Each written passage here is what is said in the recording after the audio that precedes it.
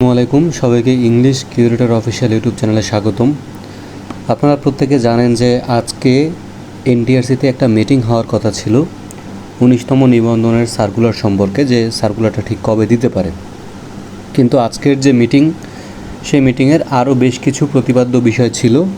সেখানে আরও ছিল যে যারা সহকারী প্রধান শিক্ষক এবং প্রধান শিক্ষক তাদের যে ভাইবার ব্যাপারটা নিয়ে কথা ছিল, এবং যারা 18তম নিবন্ধনে প্রথমে সুপারিশপ্রাপ্ত হয়েছে এবং তাদের জন্য আবার একটা বিশেষ গণবিজ্ঞপ্তি দেওয়া হয়েছিল, সেখানে তারা অনেকেই সুপারিশপ্রাপ্ত হয়েছে, এবং বাকি যারা রয়েছে, যারা দুইবার বিজ্ঞপ্তি দেওয়ার পরেও সুপারিশপ্রাপ্ত হতে পারেনি, তাদেরকে নিয়েও কথা বলার মতো একটা এজেন্ডা ছিল।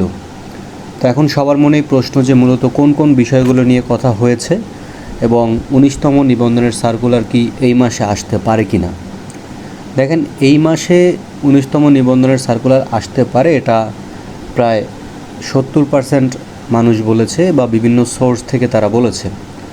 কিন্তু এখন পর্যন্ত এনটিআরসিএ কর্তৃপক্ষ তারা কোনোভাবেই বলেনি যে আগস্ট মাসে তাদের 19তম নিবন্ধনের সার্কুলারটা দিবে। ইভেন আজকের যে মিটিং হয়েছে, এই মিটিংয়েও এই যে 19তম নিবন্ধনের সার্কুলার সম্পর্কে কোনো ধরনের কোনো পজিটিভ কথাবার্তা তারা বলেনি। তারা আজকের মিটিংয়েও এমন একটা সিদ্ধান্ত নিয়েছে, সেটা শুনলে আপনারা প্রত্যেকেই হাসবেন বা চমকে উঠবেন, যে আজকের মিটিংয়ে সিদ্ধান্ত নেওয়া হয়েছে পরবর্তী মিটিং আবার কবে নেওয়া হবে এই তারিখটা সম্পর্কে আসলে তারা সিদ্ধান্ত নিয়েছে, যে পরবর্তী মিটিংয়ে তারা এই ব্যাপারগুলো নিয়ে খোলাখুলি আলোচনা করবে।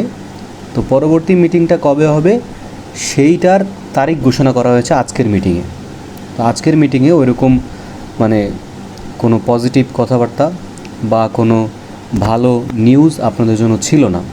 তবে আপনারা দেখেছেন যে গতকাল আন্দোলন হয়েছে এনটিআরসি কার্যালয়ের সামনে, তারা মানববন্ধন করেছে যে 19তম নিবন্ধনের জন্য, এবং আমরা দেখেছি যে খুব কম সংখ্যক মানুষ এখানে মানববন্ধন করেছে, যেখানে খুবই অল্প সংখ্যক লোকজন ছিল, বেশি সংখ্যক লোকজন কিন্তু এখানে ছিল না। তো অবশ্যই যদি আপনারা সার্কুলারটা ঠিক এ মাসে পেতে চান, তাহলে অবশ্যই কিন্তু আপনাদেরকে যারা লিডিং ফ্রন্টে রয়েছে তাদের সাথে কন্ট্যাক্ট করে বেশ ভালো একটা আন্দোলনের প্রস্তুতি নিতে হবে। কারণ আপনারা জানেন যে অলরেডি তারা 14,000+ প্রাইমারি যারা শিক্ষক ছিল তাদের সাথে অনেক তালবাহানা করতেছিল। যখনই তারা আন্দোলনে গিয়েছে তখন কিন্তু তারা একটা তাদের প্রজ্ঞাপন জারি করে দিয়েছে যে আগামী অক্টোবর থেকে তারা তাদের পদায়ন দিয়ে দিবে যারা প্রাইমারি শিক্ষক রয়েছেন 14,000+। তো আপনারাও যদি আন্দোলন করেন তাহলে দেখবেন যে এই মাসের মধ্যেই আপনাদের সার্কুলারটা দিয়ে দিবে। এবং আরেকটা ব্যাপার হচ্ছে যে সার্কুলারটা দিলে আপনার কতটুকু লাভ হবে বা আপনি ঠিক কোন আঙ্গিকে সার্কুলারটা চাচ্ছেন সেটাও তো একটা বিষয় রয়েছে। যারা 18তম নিবন্ধনে সুপারিশপ্রাপ্ত হয়েছে প্রথম অবস্থায় এবং পরবর্তীতে যারা সুপারিশপ্রাপ্ত হতে পারেনি তাদের জন্য আবার একটা বিজ্ঞপ্তি দেওয়া হয়েছিল, সেখানে অনেকেই সুপারিশপ্রাপ্ত হয়েছে। তো এখনও প্রায় 9,000-এর মতো রয়েছে যারা সুপারিশপ্রাপ্ত হতে পারে নাই। এখন সেই 9,000 থেকে 6,000কে আবার ইনক্লুড করা হয়েছে, মানে তাদের জন্য পদ এক্সট্রা করে রেখে দেওয়া হয়েছে। তো এই ব্যাপারটা আসলে প্যাথেটিক যে আপনাদের ধার্যকৃত পদ, সেই পদ থেকে আবার 6,000 কিন্তু রেখে দেওয়া হয়েছে যারা 18তম নিবন্ধনে দুইবার সুযোগ পেয়েও সুপারিশপ্রাপ্ত হতে পারেনি তাদের জন্য। এটা কিন্তু আপনাদের জন্য একটা ইনজাস্টিস, যেটা আমি সবসময় বলে আসছি।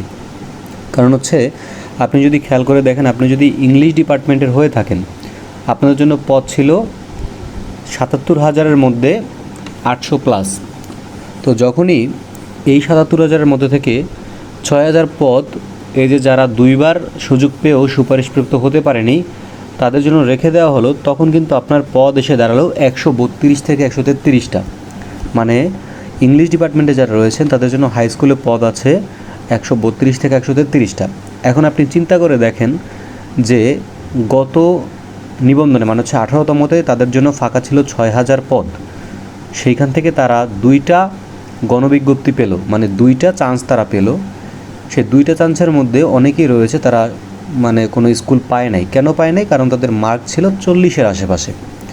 এখন আপনি মার্ক পাবেন 40, কিন্তু আপনি এনশিওর করতে চান যে আপনার একটা শিক্ষা প্রতিষ্ঠান পেতেই হবে, তাহলে আসলে আপনি কী লেভেলের পরীক্ষাটা দিয়েছেন এটা আসলে আর বলার অপেক্ষা রাখে না। তো এটা আপনারা সোচ্চার হবেন, আপনারা এটা নিয়ে কথা বলবেন যে আমরা প্রথমে যে সার্কুলারটা ছিল শূন্যপদটা ছিল ৭৭,০০০, আমরা ওই সার্কুলারটাই চাই এবং শূন্যপদ কোনো ধরনের কোনো আর কারোর জন্য রিজার্ভ করে রাখা হবে না। 19তমতে যা আছে সবগুলো 19তম ক্যান্ডিডেটদেরকেই দিতে হবে, কারণ হচ্ছে প্রায় 3 বছর পরে সার্কুলার আসতেছে। তো সেই ক্ষেত্রে যদি আপনারা মাত্র 132টা পদের বিপরীতে পরীক্ষা দেন, তো সেটা আপনাদের জন্য কতটুকু ফলপ্রসূ হবে সেটা আপনারা নিজেরাই ভালো জানেন। আশা করছি আপনারা এই বিষয় নিয়ে কথা বলবেন যে যারা 2বার চান্স পেয়েও কোনো শিক্ষা প্রতিষ্ঠান পায় নাই, তাদের জন্য আসলে আবার 6,000 পদ রিজার্ভ করে রাখা, এটা যে যেই ডিপার্টমেন্টের হন না কেন আপনাদের প্রত্যেকের জন্য কিন্তু ক্ষতিকর। তো এটা নিয়ে আপনারা কথা বলবেন। আর অবশ্যই আপনারা যারা লিডিং ফ্রন্টে আছে তাদের সাথে যুক্ত হবেন, যুক্ত হয়ে দ্রুত একটা আন্দোলনের ব্যবস্থা করে সার্কুলারের একটা ব্যবস্থা আপনারা করবেন। আর সার্কুলারের পরে সর্বোচ্চ আপডেট আমরা এই পেজ থেকে দিব, তাই অবশ্যই পেজটিকে সাবস্ক্রাইব করে রাখবেন। ধন্যবাদ সবাইকে।